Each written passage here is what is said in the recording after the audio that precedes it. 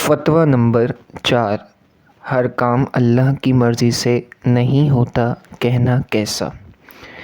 کیا فرماتے ہیں علماء دین و مفتیان شرع متین اس مسئلے کے بارے میں کہ زید نے اپنے دوست بکر سے کہا یہ چیز تمہیں نہیں مل سکتی۔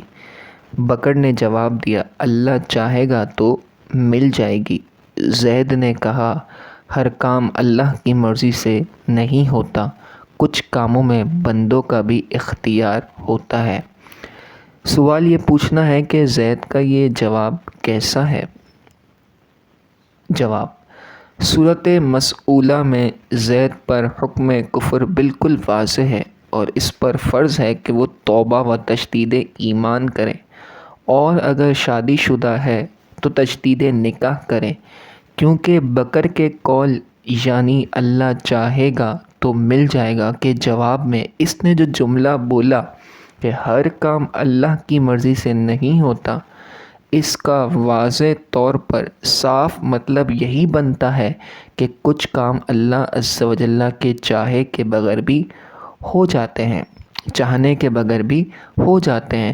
حالانکہ ایسا عقیدہ رکھنا صریح کفر اور اسلامی عقیدوں کا انکار ہے، اس لیے کہ قرآن و حدیث میں بیان کردہ صحیح عقیدہ یہ ہے کہ چھوٹا بڑا ہر کام اللہ تعالیٰ کے چاہنے سے ہی ہوتا ہے، اس کی چاہت اور ارادے کے بغیر کچھ بھی نہیں ہو سکتا، حتیٰ کہ اگر وہ نہ چاہے تو بندہ کچھ چاہ بھی نہیں سکتا۔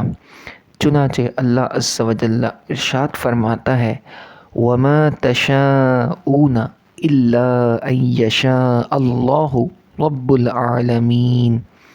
ترجمہ کنز الایمان: اور تم کیا چاہو مگر یہ کہ چاہے اللہ سارے جہاں کا رب۔ صلو علی الحبیب صلی اللہ تعالی علی محمد صلی اللہ تعالی علیہ وآلہ وسلم۔